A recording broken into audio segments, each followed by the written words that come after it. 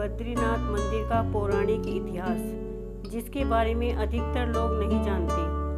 तो चलिए जानते हैं हमारे शिव परिवार चैनल में। जो जाए बद्री वो ना आए ओदरी, अर्थात जो मनुष्य एक बार बद्रीनाथ धाम के दर्शन कर लेता है उसे फिर मनुष्य जन्म नहीं लेना पड़ता।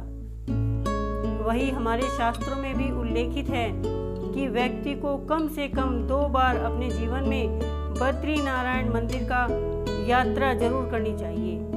तो मित्रों, आखिर क्या है बद्रीनाथ मंदिर का इतिहास और क्यों है ये इतना खास, यही जानने के लिए मिलते हैं इस वीडियो में। तो नमस्कार दोस्तों, और स्वागत है आप सभी का मेरे YouTube चैनल शिव परिवार में। बद्रीनाथ जैसे 8वां बैकुंठ भी कहा जाता है, उत्तराखंड के चंबल जिले में अलकनंदा नदी के किनारे स्थित है। तो चलिए सबसे पहले आपको इसके प्राचीन इतिहास के बारे में बताते हैं। तो मित्रों, हमारे धर्म शास्त्रों में मिलने वाली पौराणिक कथाओं में नीलकंठ पर्वत के पास भगवान विष्णु ने बाल रूप में अवतार लिया था। कहा जाता है कि बद्रीनाथ पहले भगवान शिव का निवास स्थान था, जिसे एक युक्ति द्वारा श्री हरि ने भोलेनाथ से मांग लिया था। कहा जाता है कि भगवान विष्णु ने बाल रूप में अवतार लिया और बद्रीनाथ पहले भगवान शिव और पार्वती का निवास स्थान था, जिसमें एक युक्ति के जरिए श्री हरि ने भोलेनाथ से मांग लिया। कथा के अनुसार भगवान विष्णु अपने धर्मियों और अपने विश्राम के लिए एक उपयुक्त स्थान खोज रहे थे। वे पहाड़ों में ही विचलन कर रहे थे, तभी उनकी दृष्टि अलकनंदा नदी के समीप एक स्थान पर पड़ी।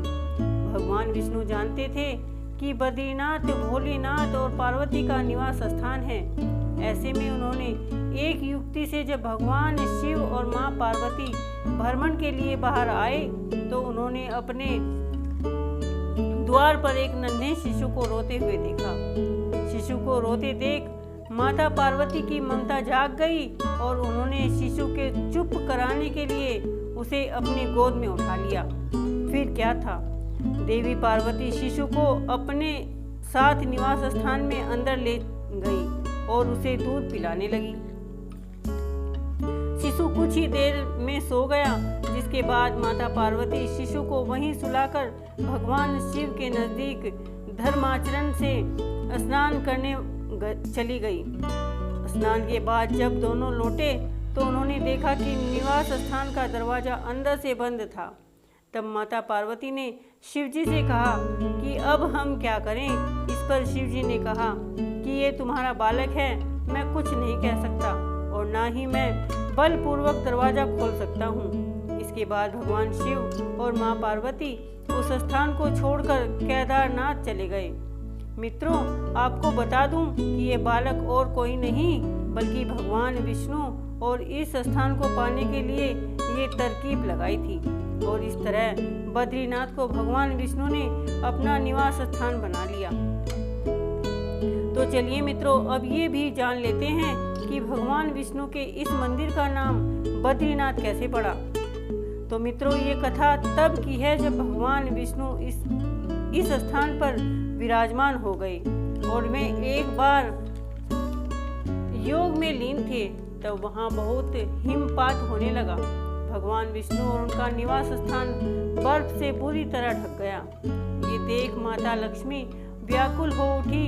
तब उन्होंने स्वयं भगवान विष्णु के समीप होकर पेड़ के वृक्ष का रूप ले लिया। विष्णु के ऊपर पड़ रही बर्फ उसके ऊपर गिर न सके। 1 साल तक भगवान विष्णु की तपस्या में लीन थे और जब उनकी तपस्या पूरी हुई तब उन्होंने देखा कि देवी लक्ष्मी बेर का पेड़ बनाकर उसके समीप खड़ी है और पूरा पेड़ बर्फ से ढका हुआ है।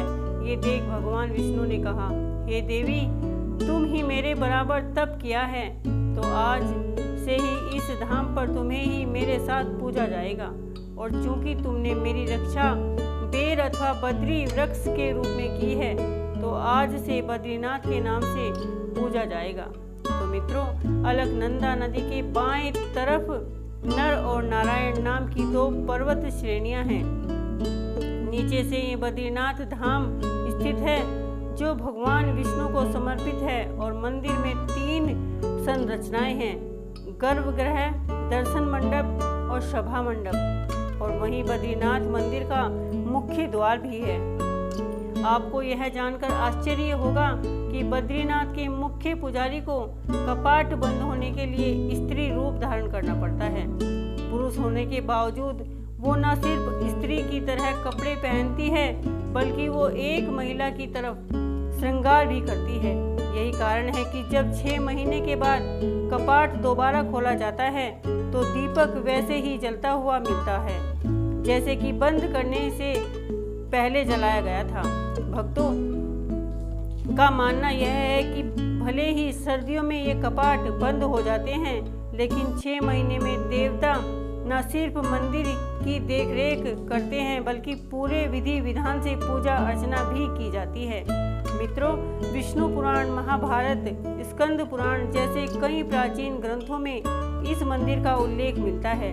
8वीं सदी से पहले अलवारी संतों द्वारा रचित नालिर दिव्य प्रबंध से इसकी दिव्य महिमा। तो मित्रों, उम्मीद करते हैं कि आप सबको बद्रीनाथ धाम पर आधारित हमारी आज की यह प्रस्तुति पसंद आई होगी। वीडियो अच्छी लगी हो तो इसे अपने मित्रों में, रिश्तेदारों के साथ साझा करें और इसमें जुड़ी सभी आध्यात्मिक और जानकारियों के लिए जुड़े रहें हमारे YouTube चैनल शिव परिवार में। तो मित्रों, आज के लिए बस इतना ही। धन्यवाद।